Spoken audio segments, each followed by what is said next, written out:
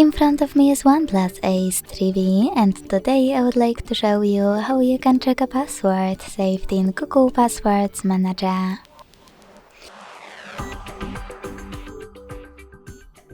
Begin by opening Settings and scrolling all the way down to access Google.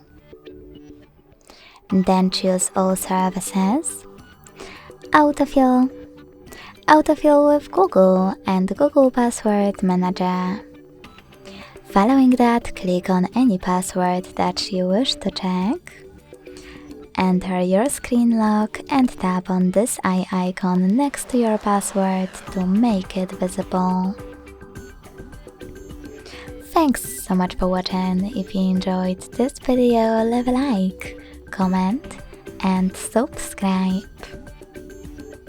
Bye!